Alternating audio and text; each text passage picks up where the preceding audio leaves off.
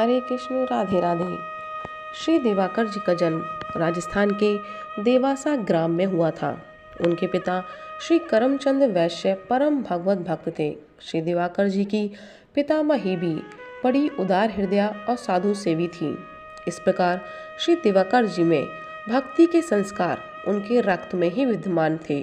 श्री सीताराम जी आपके इष्ट और श्री अग्रदेवाचार्य जी आपके गुरु थे। आपके जन्म के बाद ही आपके पिता श्री करमचंद ने गृहस्थ आश्रम का परित्याग कर श्री अनंत नंदाचार्य जी से विरक्त दीक्षा ले ली और अपना सारा जीवन भागवत सेवा में ही बिताया। आपके यहाँ संतों का आगमन प्रायः बना ही रहता था। श्री दिवाकर जी में भी श्री संत सेवा के प्रति बड़ी निष्ठा है। धीरे धीरे आपके यहाँ संत सेवा का कार्य तो बढ़ता गया, पर वाणिज्य व्यापार की तरफ प्रवृत्ति घटती गई।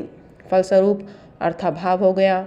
फिर भी दिवाकर जी की उदारता और साधु सेवा में कोई कमी नहीं आती थी। जब भी कभी घर में सीधा सामग्री का अभाव होता, आप अपनी गुदड़ी किसी वणिक के यहाँ गिरवी रखकर सामान लाते और जब पैसों की व्यवस्था हो जाती तो उसे छुड़ा लाते। एक बार आपके घर पर 20 संतों की एक मंडली आ गई। घर पर कुछ सीधा सामान था नहीं, अतः आपने अपनी गुदड़ी एक वणिक के यहाँ गिरवी रख दी और उससे खाक सामग्री लाकर संतों का सत्कार किया।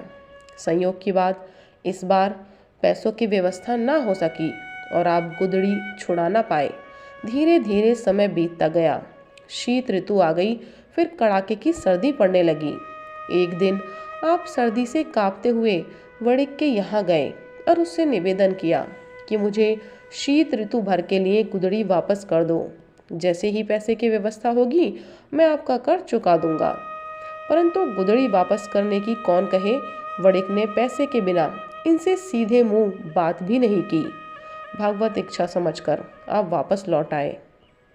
रात में ठंड के मारे नींद नहीं आ रही थी, तो आप थर थर कांपते हुए बैठे बैठे भगवान नाम संकीर्तन करने लगे।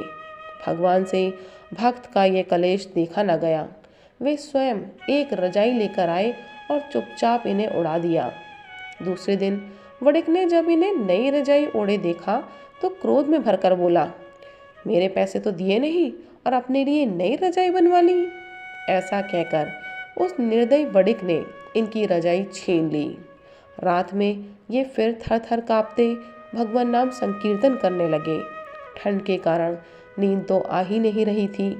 भगवान फिर आए और एक नई रजाई उड़ाकर चले गए। अगले दिन वणिक ने इनके पास फिर नई रजाई देखी तो वह आश्चर्यचकित हो गया। उसने जब रजाई कहाँ से आई पूछा तो आपने सब सच सच बता दिया। भगवत कृपा का ये प्रत्यक्ष चमत्कार देखकर वणिक बहुत लज्जित हुआ और चरणों में गिरकर बार बार उसने क्षमा मांगी और इनकी गुदड़ी और रजाई लाकर वापस कर दी। धीरे धीरे यह चर्चा पूरे गांव में फैल गई। गांव वालों ने इनका खूब सम्मान किया और सभी लोग इनके शिष्य बन गए। तो प्रभु प्रेमियों, प्रभु भक्तों, अपनी श्रद्धा, प्रेम और विश्वास बनाए रखिए और प्रभु के प्रेम की, कृपा की अनुभूति कीजिए। राधे राधे, हरे कृष्ण।